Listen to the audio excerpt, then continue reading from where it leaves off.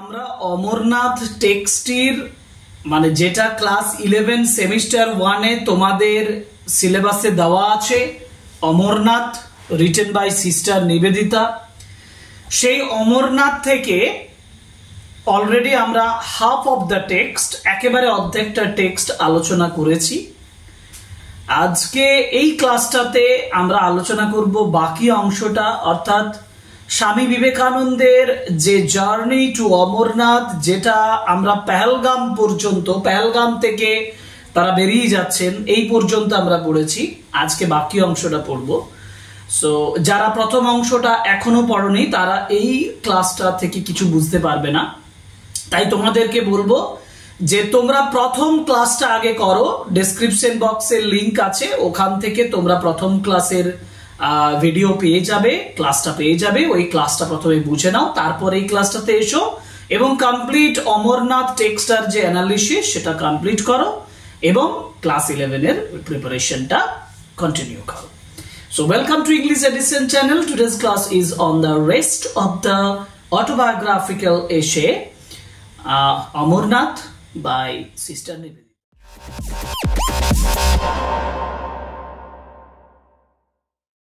আমরা পড়েছিলাম আগের ক্লাসটাতে পর্যন্ত, সেটা হচ্ছে we left the rest of our party encamped, এই পর্যন্ত পড়া হয়েছিল।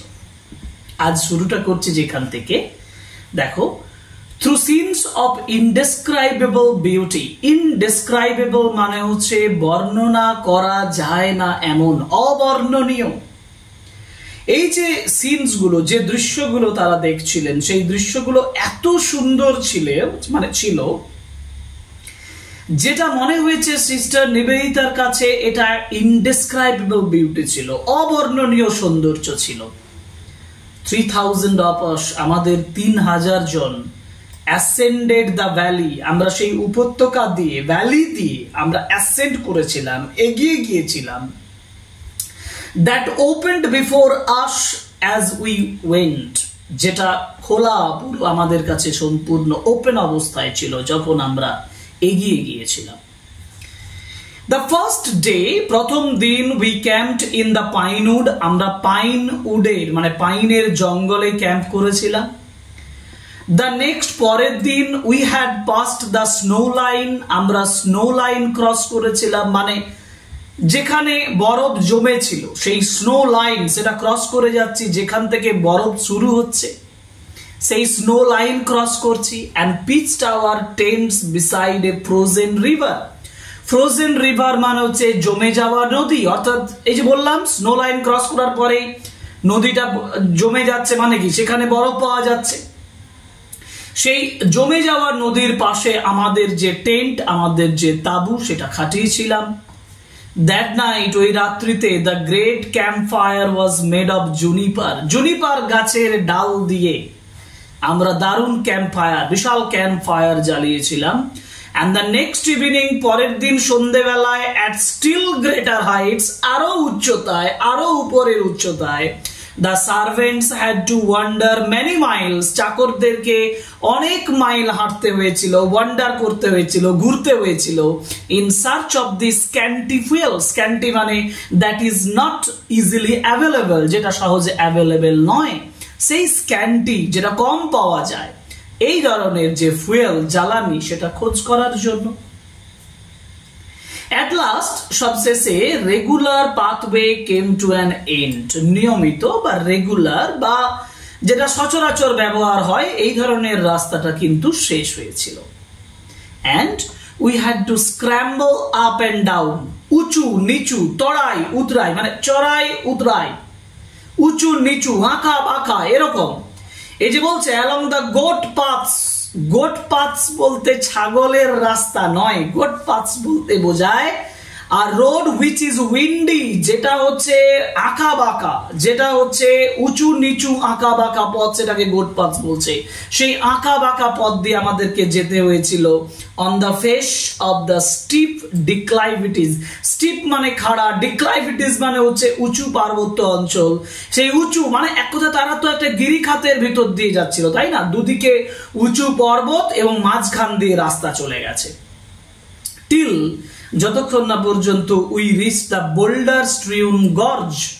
এই যে আবার বলছি গর্জ, গর্জ মানে হচ্ছে ভ্যালি, মানে যেটা হচ্ছে গিরিখাত। বোল্ডার স্ট্রিউন মানে হচ্ছে বোল্ডার ছড়ানো, চারিদিকে বড় বড় বোল্ডার ছড়ে আছে, এরকম গর্জ, এরকম নদী খাত, এরকম গিরিখাত আমরা পেয়েছিলাম। ইন হুইচ, যেখানে the cave of Amarnath was situated. তাহলে ফাইনালি সেই বোল্ডার দেওয়া, যে বোল্ডার ছড়ানো জায়গাটা, যেটা নদী খাতের মতন জায়গা, সেইখানে অমরনাথের যে টেম্পলটা, অমরনাথের যে গুহা, অমরনাথের যে মন্দির, অমরনাথজির যে মন্দির, সেই মন্দির সেখানে তারা পৌঁছেছিল, দেখতে পেয়েছিল। তাহলে ফাইনালি পৌঁছচ্ছে। As we ascended this, যখন আমরা এগিয়ে গিয়েছিলাম, আমরা যখন আরো উঠেছিলাম, we had before us, আমাদের সামনে ছিল the snow peaks, বরফে ঢাকা পর্বতের উঁচু চূড়াগুলো আমাদের সামনে ছিল। covered with wide veil, veil মানে হচ্ছে পর্দা, মানে কাভারিং, যেন সাদা কাভারিং ছিল। কিসের কাভারিং হবে? বরফের কাভারিং, বরফ দিয়ে ঢাকা ছিল। নিউলি ফলেন, যে বরফটা সবে মাত্র পড়েছে। And in the cave itself, আর ওই গুহার ভিতরে, ইন এ নিচ নেভার রিচ, নিচ মানে প্লেস, ওই গুহার ভেতরের যে জায়গাটা, যেখানে, যে জায়গাটাতে, in that place never reached by sunlight, সূর্যের আলো যেখানে কখনো পৌঁছাতে পারেনি। অর্থাৎ অমরনাথজির যে কেভ, যে গুহা, তার ভেতরে আইসলিঙ্গম যেখানে রয়েছে, সেখানে বলছে সূর্যের আলো কখনো প্রবেশই করতে পারেনি। শোন দ্য গ্রেট আইসলিঙ্গম, যেখানে জলজল করছিল, চকচক করছিল, সেই বরফ, আইসলিঙ্গম, বরফ দিয়ে তৈরি যে লিঙ্গ, শিবলিঙ্গ, সেটা সেখানে ছিল। That must have seemed, যেটা মনে হতে পারত, মানে যেটা মনে হচ্ছিল, to the awestruck peasants, মানে এটা আবিষ্কারের কথা বলছেন সিস্টার নিবেদিতা, বলছেন যে এটা awestruck মানে সারপ্রাইজড, আশ্চর্য হয়ে যাওয়া, peasants কৃষকেরা, মানে এক কথা মেষ পালকদের কথা বলছে অরিজিনালি। তাদের কাছে মনে হয়েছিল, who first came upon it, যারা প্রথমে এটার কাছে এসেছিল, দেখতে এসেছিল, দেখেছিল, like the waiting presence of God, যেন এখানে ভগবানের অস্তিত্ব অপেক্ষা করছিল তাদের জন্য। সিস্টার নিবেদিতা বলছেন যে এই গুহাটা যেখানে অবস্থান করছে, সেই গুহাটা আবিষ্কার করেছিল একদল মেষ পালক।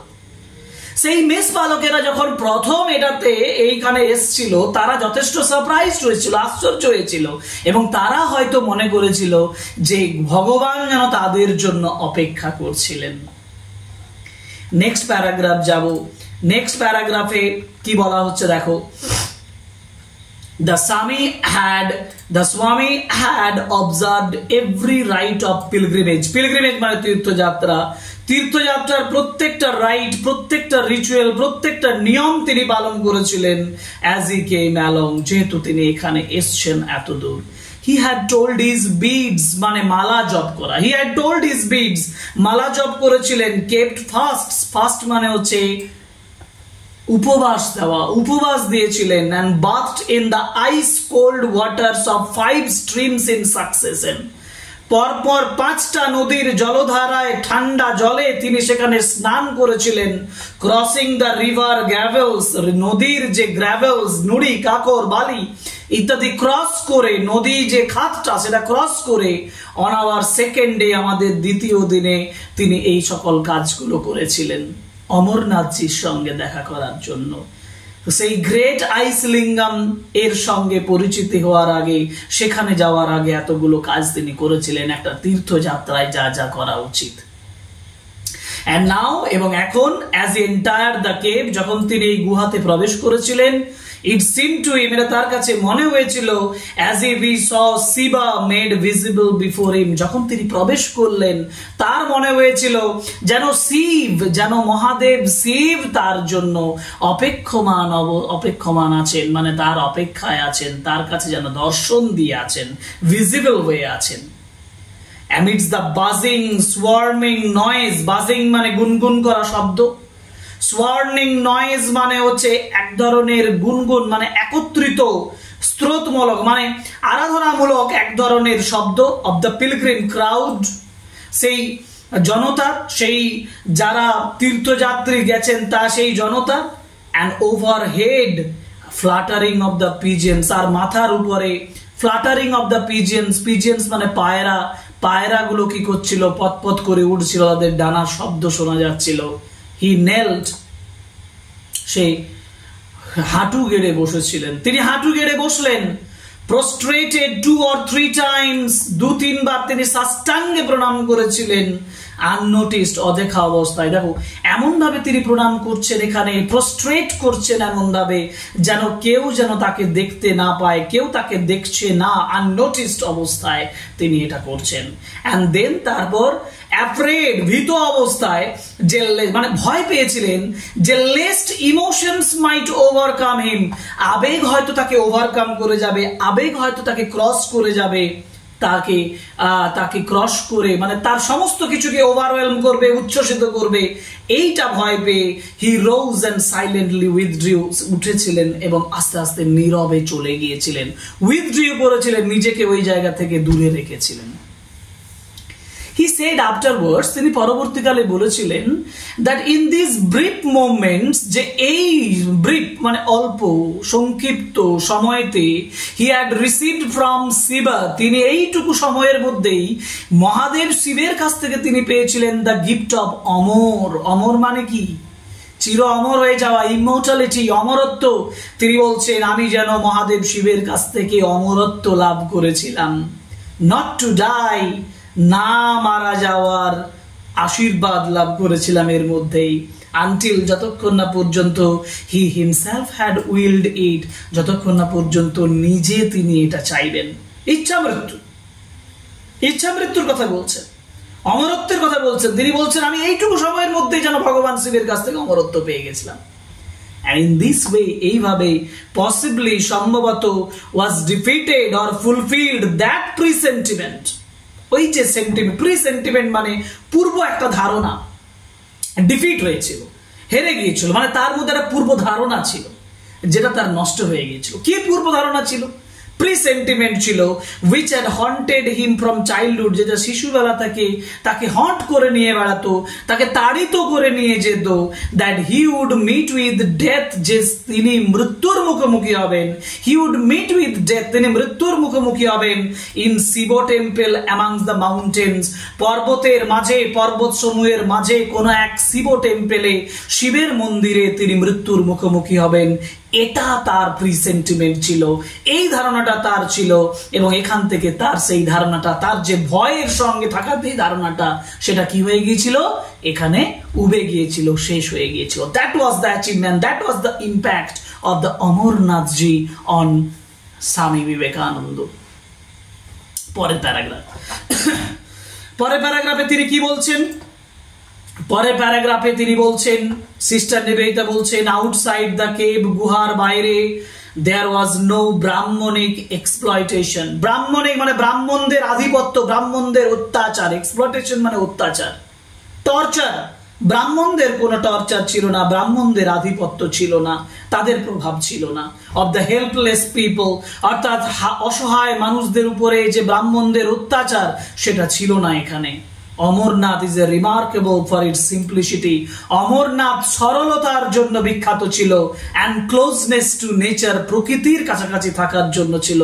বাট দ্য পিলগ্রিমেজ কালমিনেটস, কিন্তু এই তীর্থযাত্রা এটা কালমিনেট করেছে, জড়ো করেছে, গ্যাদার করেছে on the great day of Rakhi Bandhan, মানে took place, culminates means takes place.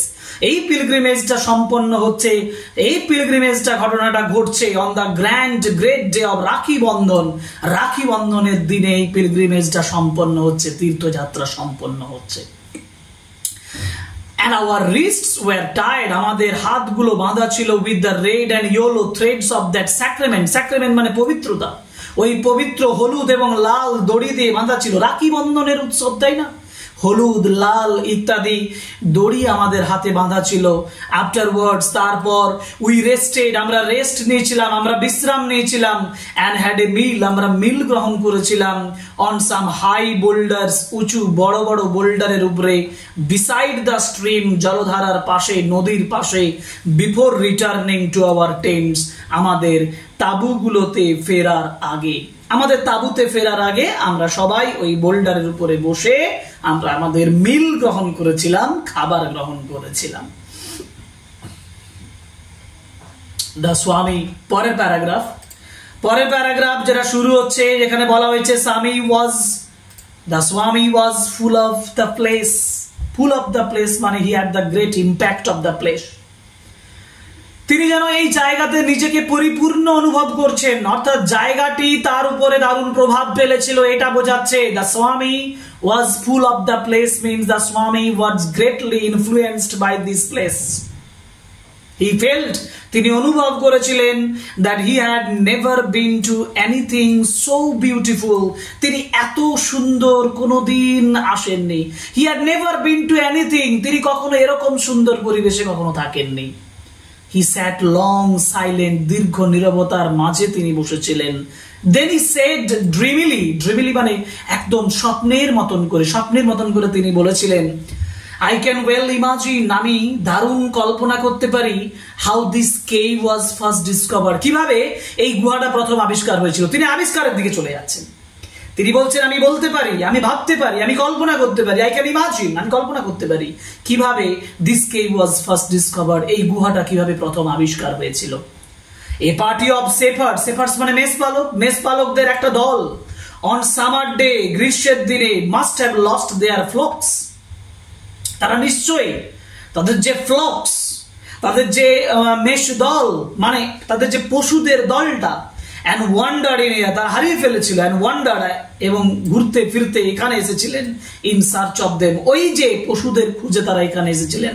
and then when they came home to the valleys, এবং তারা যখন এই উপত্যকায় তারা এসেছিলেন, they told, অর্থাৎ they came home, তারপর তারা যখন তাদের উপত্যকাদের বাড়ি ফিরে এসেছেন, এখানে নয়, এখানে দেখে গিয়ে তারা যখন বাড়িতে যাচ্ছেন, কেম হোম, বাড়ি ফিরে যাচ্ছেন, দে টোল্ড, তারা বলেছিল তাদের বাড়ির মানুষদেরকে, হাউ দে হ্যাড সাডেনলি কেম আপন মহাদেব, তারা হঠাৎ, কেম আপন মিন সাডেনলি মেট, হঠাৎ কিভাবে তারা সাক্ষাৎ পেলেন মহাদেবের। Amarnathji was the Mahadev, Amarnathji in the Amarnath cave, he was the Mahadev, সেই মহাদেবের দেখা তারা পেয়েছেন। এটা স্বামীজি বলছেন, তিনি ক্লিয়ারলি এটা বুঝতে পারছেন, তিনি ক্লিয়ারলি এই ভাবনাটা ভাবতে পারছেন। অফ মাই মাস্টার হিমসেলফ, আর আমার মাস্টার, আমার প্রভু, আমার স্বামী বিবেকানন্দ সম্পর্কে বলতে গেলে, মাস্টার বলতে স্বামীজিকে বোঝানো হয়েছে, স্বামীজির সম্পর্কে, স্বামীজি নিজে সম্পর্কে বলতে গেলে, in any case a like story was true, এ ধরনের যে গল্প সেটা সত্য।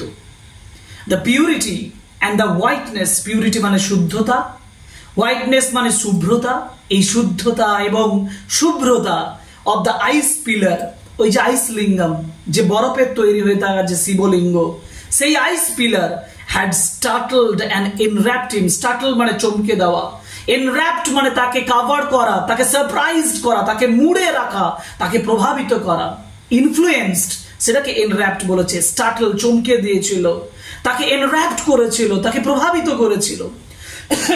দ্য ক্যাভার্ন মানে সেই গুহা হ্যাড রিভিলড ইটসেলফ, এটা যেন প্রকাশিত করেছিল নিজেকে, as the secret of Kailash, তার কাছে মনে হয়েছিল যেন এই যে অমরনাথজির গুহা, সেটা কৈলাসের যে গোপন কথা, সেটা যেন তার কাছে প্রকাশ করেছিল। অর্থাৎ কৈলাসের যে মহত্বতা, কৈলাস, যে কৈলাসে ভগবান শিব বিরাজ করেন, সেই কৈলাস, যে কৈলাস পর্বতের উপরে ভগবানের অস্তিত্ব রয়েছে, মহাদেবের অস্তিত্ব রয়েছে, সেই কৈলাসের গোপনীয়তাটা, মানে সেই কৈলাসকে যেন প্রকাশ করছে, এটা মনে করছেন স্বামী বিবেকানন্দ।